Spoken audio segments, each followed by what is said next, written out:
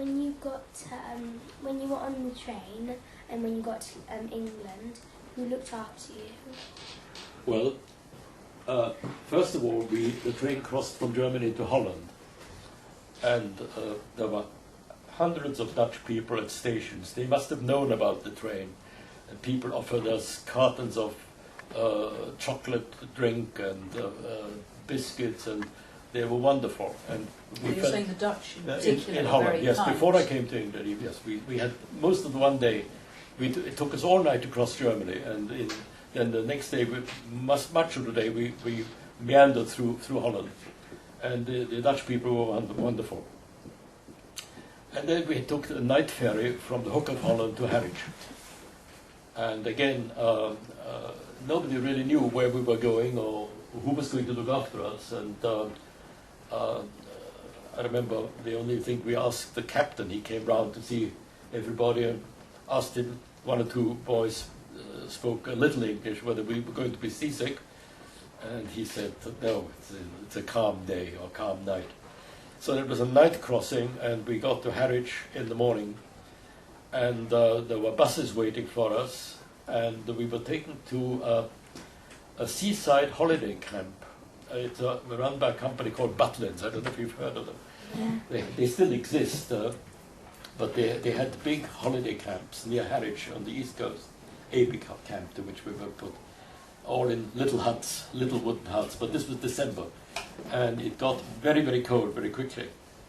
And the huts were not heated, and then the next thing that happened is that all the pipes froze up, and the toilets froze up, so it was a short stay. But while we were in this camp, it was, I think there were 600 or 700 of us, and I remember there was a big canteen, a big dining hall, which is the center of the holiday camps, and we had lovely meals and sing songs in the evening, and everybody seemed to be very happy. But I don't know, I didn't see any of the really little ones. They were being looked after by nurses and so on.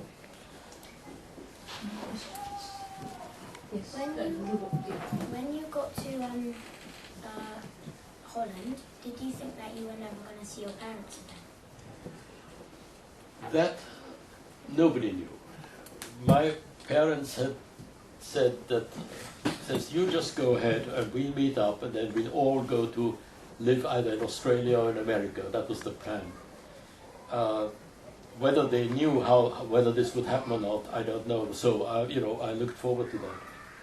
But in the event, it turned out that most of the children who were with me on that train lost their parents forever. They were killed subsequently. And I was just one of the lucky ones. I was lucky to be a little older so I could look after myself. I was lucky that my parents got out. And I'm one of the fortunate ones who escaped the Nazis, and it was just happened. It just happened. I was just lucky. Can I just ask Lucy, we're running over from 2:30. We've got more time. Were you one of the ones who spoke a bit of English? No, I'd only done French in school, and I had this silly idea that everybody would speak French in England. If I thought, well, they must learn French in school too, so I thought I'd get by. But with my French and the few people who did speak French, whom I met, didn't seem to understand what I was saying, so I had to learn English very rapidly. I brought a book with me, Teach Yourself English, and I started day by day, hour by hour, and very soon I learned a little bit. So, just to, not really to finish the story, because in a way the new story begins with your arrival here, but you're in the camp with 600 or 700 other children of different ages. And where did you go to then? Because presumably you didn't stay in this Butlins holiday camp. No, the thing that happened then is they evacuated us very quickly because the toilets were unsafe. And I remember we were driven to a nearby town, Lowestoft, also in East Anglia, And I remember sleeping on mattresses in a church for a couple of nights. And then we were split up into hostels, and another camp was set up. I myself was moved to another place called Felixstowe, which is near Ipswich, also still in East Anglia, into a hostel with about 30 other boys. And what did you do then, in between 14 and, say, the time that you would have been due to leave school? Well, there were people up and down the country, excuse me, who would take boys and girls in. It was very informal. It isn't like now. I think nobody vetted them. They just came. Some couple came along and said, "Yes, we'd like 2 girls," and so on. But most people didn't want boys of 14. They looked for younger children to, if you like, adopt. It wasn't legal adoption. Their children didn't belong to them, but they took them in and took them away, and they went to live all over the place. But I had a form to fill in, and I had been a Boy Scout at one time in Austria before between the age of about 10 and 14. So a scoutmaster in Lancashire, in a town called Bolton, took me in as because he saw. I think there's a journal called the Scout or Scouting, and I was never told this, but I assume this is what happened because he was a scoutmaster in his spare time. So I started. My first school was in Lancashire. Okay, was it one more? Do you have time for one more question? Anybody else? Anyone else like to? Great. What did you do for a living when you were a young adult?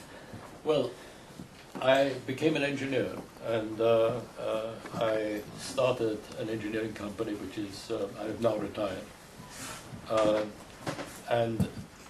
But before that, I joined the Navy, and I was, in fact, in the war against the Germans before the end of the war.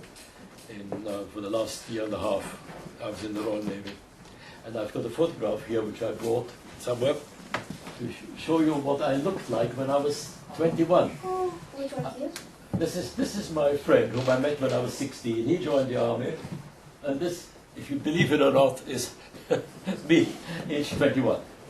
I was a sub-lieutenant at RNVR.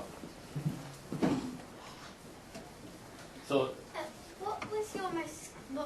What did you find the most scariest part of your experience in the war? the scariest part, I think, probably was my father was in hospital, and I was on my way to the hospital, and I was stopped by a troop of Hitler youths, one of whom was or 2 of them who knew me from before, who'd been either school friends or somehow they knew me, and they wanted me to accompany them, God knows to what purpose. But I stammered that I was on my way to hospital, and they let me go. But I don't know whether what would have happened. Eaten up perhaps, but maybe something more serious. But that was very scary. And as I say, you couldn't turn to a policeman if there's a policeman there, he would turn around and walk away.